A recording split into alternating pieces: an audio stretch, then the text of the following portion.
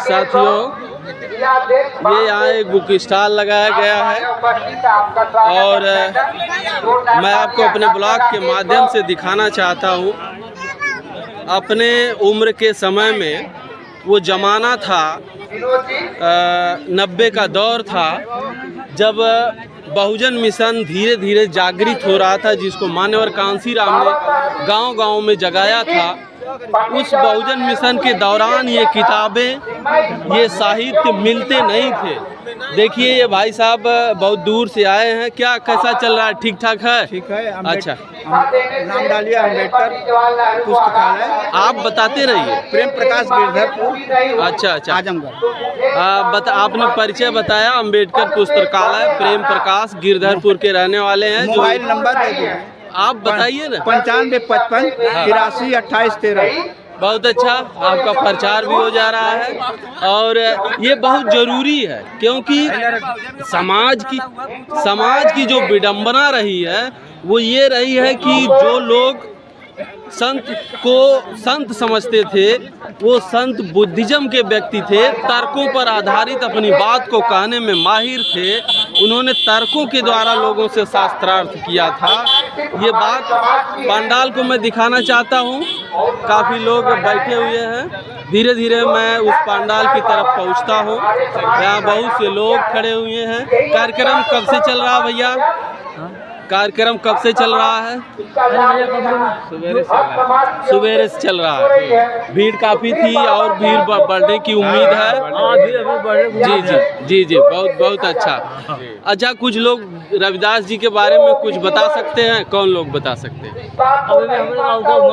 अच्छा, ठीक साहब, ठीक, कोई ठीक साहब, कोई बात नहीं। मंच की ही बात नहीं है। समाज में आपको भी मंच से सीख लेके बोलना होगा। आप नहीं बोलेंगे तो आपके ही महापुरुषों को दूसरे तरफ कन्वर्ट कर दिया जाता है। ये मैं कहना चाह रहा हूँ। मेरा ब्लॉग इसीलिए बनाया गया है कि लोगों को दिखाए, लोगों की बातें करें। साथियों, कार्यकर्ता ही सब कुछ होता है। कार्यकर्ता यदि काम ना करे तो भैया, कार्यकर्ता सब कुछ होता है। कार्यकर्ता काम ना करे तो कोई भी प्रोग्राम, कोई भी विचारधारा आगे नहीं बढ़ सकती है। साथियों, इसी के साथ ये बाबा साहब की स्टैचू प्रतिमा लगी हुई है और उनके साथ बोधिसत्व रविदास जी की प्रतिमा लगी हुई है। ये चंदौका गांव है ना? चंदौका गांव है और इस गांव में रविदास जयंती के पर्व पर मैं आया हूं। आप सभी लोगों को ये दिखाना चाह रहा था कि गांव के लोग कितने जागृत हैं। भैया को देखिए, आज तक आपने देखा होगा कि रविदास जी को लोग संत मानकर आत्मा परमात्मा की बातें करते रहे, लेकिन वास्तविकता ये है कि रविदास साहब उन ब्राह्मणवादी व्यवस्था, मनुवादी व्यवस्था के संत नहीं थे। वो बुद्धिज्म की बातें करते थे, तर्क की बातें करते थे, समता और स्वतंत्रता की बातें करते थे। लेकिन हमको आपको आज भी बहकाया जाता है, भुलवाया जाता है। चलते हैं हम आगे।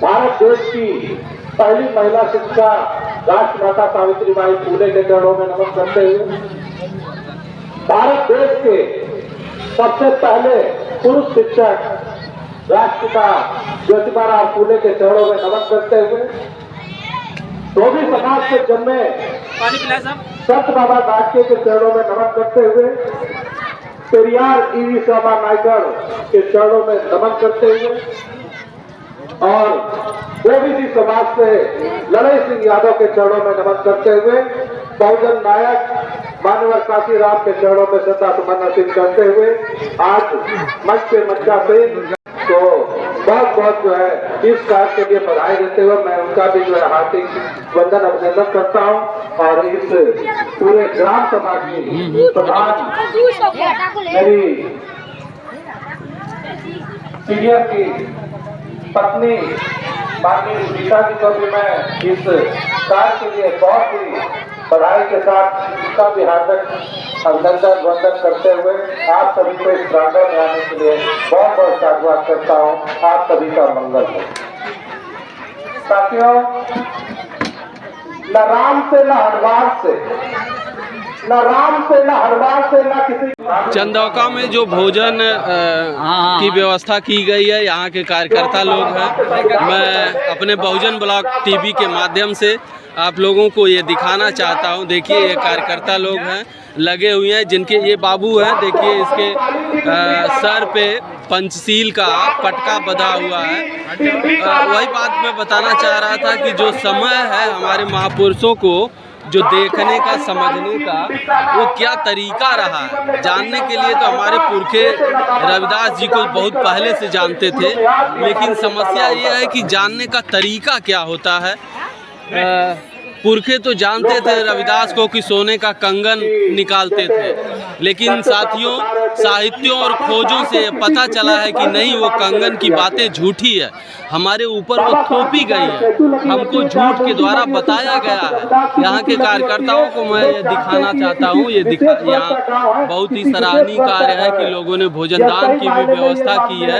इससे भाईचारा, प्रेम व्यवहार बढ़ता है और इस भाईचारा, प्रेम व्यवहार के साथ ही हम अपने महापुरुषों को एकत्रित करते हैं और उनके साथ कंधे से कंधा मिलाकर उनकी विचारधारा पर चलने का काम करेंगे।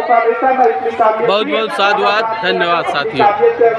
की सारी निशानियां फिर कट जाएगी, तुम्हारी सारी परेशानियां। बहुत बहुत साधुवाद। ये हमारे एक छोटे अनुज मिले जो हमारे पूर्व सब्सक्राइबर रहे हैं, बहुजन ब्लॉक टीवी को बढ़ाने का काम करते हैं।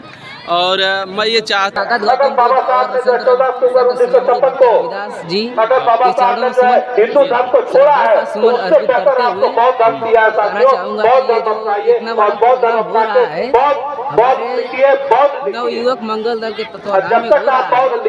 हमारे समस्त ग्रामवासी इसमें बहुत बड़े योगदान दिए हैं और हमारे गांव के ही ब्राह्मण क्षत्रिय बहादुर हमारे बड़े पापा जी हैं। बाबा साहब ने इसको पलटने का काम कभी नहीं किया। बाबा साहब ने किसी के साथ अत्याचार नहीं किया। बाबा साहब ने इस चीज को बराबर लाने का काम किया था। उसी से लोगों को दिक्कतें हो गई। 50 सालों से लोग कहते थे कि आपको तो आरक्षण मिल गया, आप आरक्षण से आ रहे हो, नौकरी कर रहे हो। 50 सालों से आपका 100% आरक्षण है।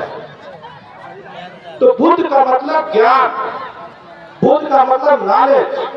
मैं जो है बुद्धम शरणम गच्छामि, मैं नॉलेज या ज्ञान की शरण में जाता हूँ। ऐसा नॉलेज जो पाखंड से वैज्ञानिक सोच की तरफ हमें ले जाए, मैं ऐसे बुद्ध की शरण में जाता हूँ। दूसरा आपने कहा धम्मम शरणम गच्छामि। धम्म मतलब रास्ता, ऐसा मार्ग जो हमें पाखंडवाद से वैज्ञानिक सोच की तरफ ले जाए, ऐसे मार्ग में मैं चलने की शरण में जाता हूँ, ऐसे मार्ग की शरण में जाता हूँ। तीसरा इन्होंने कहा संगम शरणम गच्छामि। और इस देश की जो मूल संस्कृति, उसका नाम है समर संस्कृति।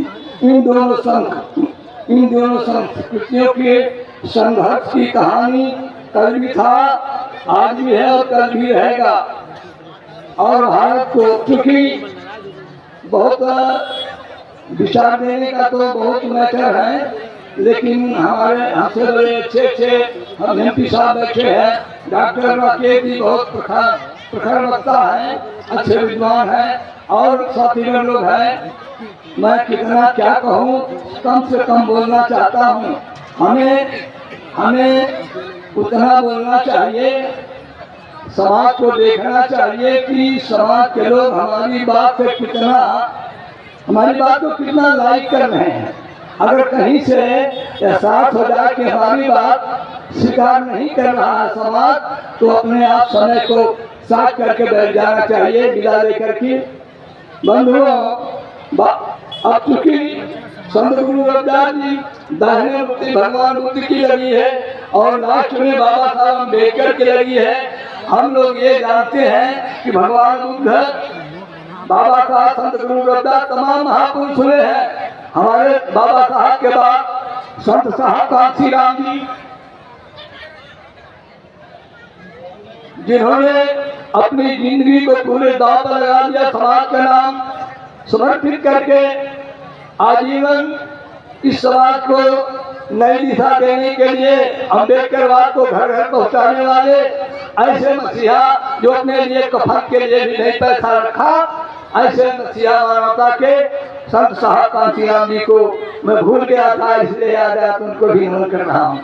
बंधुओं, इस देश में बाबा साहब 13 अक्टूबर 1935 को ये वाला कॉन्फ्रेंस ने ऐलान किया, मैं विषमतावादी हिंदू धर्म में पैदा हुआ। ये बात मेरे बस की नहीं थी, लेकिन उसमें नहीं मरूंगा, यह प्रतिज्ञा बाबा साहब ने किया।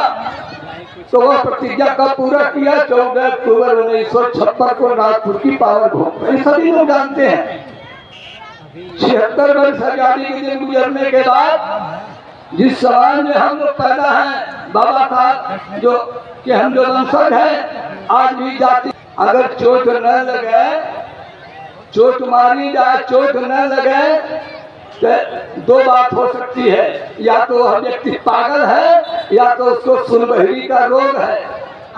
बाबा साहब का मिशन दो पैर वाला है, एक राजनीति है, दूसरा धर्म है। बाबा साहब राजनीति से चलकर धर्म तक पहुंचे, और अगर हमारे लोग अब भी नहीं संभले तो वह दिन दूर नहीं है, संविधान खतरे में सभी लोग जानते हैं।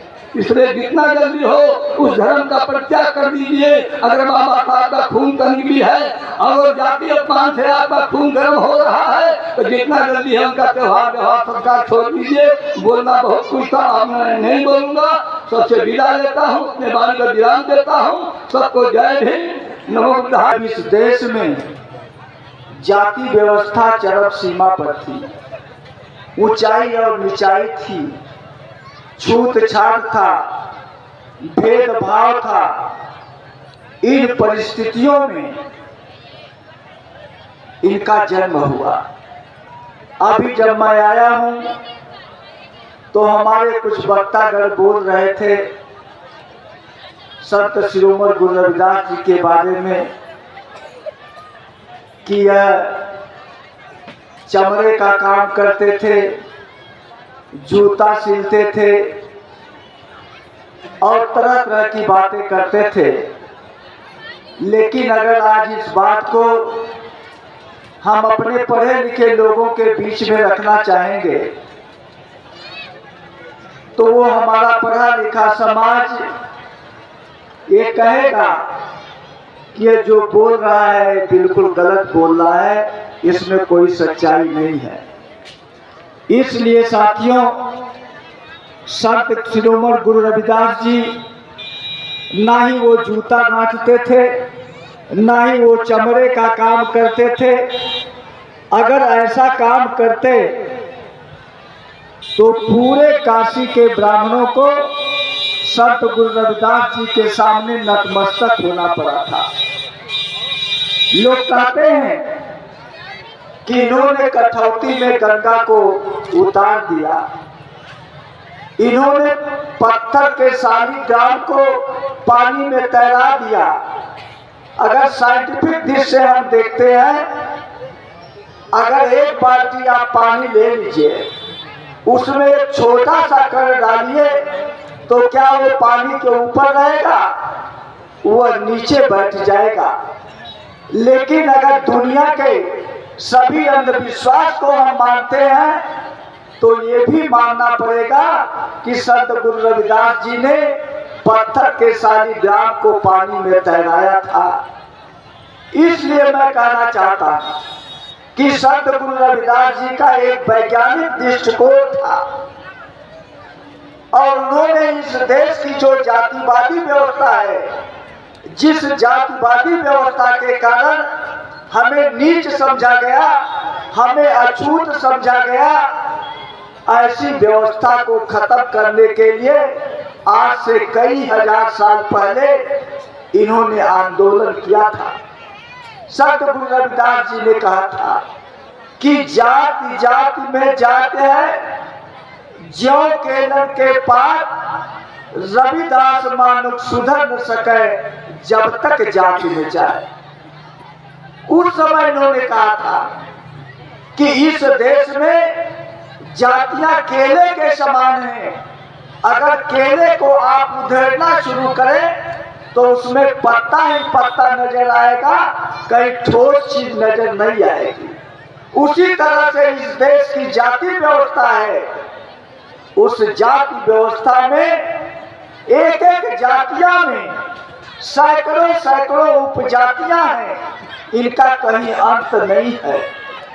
और जब तक ये जाति व्यवस्था रहेगी तब तक न आपका कल्याण होने वाला है, न इस देश की सुरक्षा संरक्षा होने वाली। इसलिए साथियों मैं आपसे कहना चाहता हूं कि आज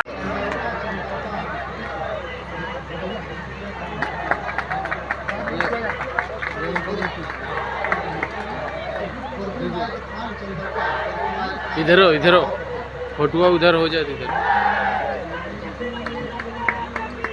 इधर दिखाइए। सामाजिक गैर बराबरी के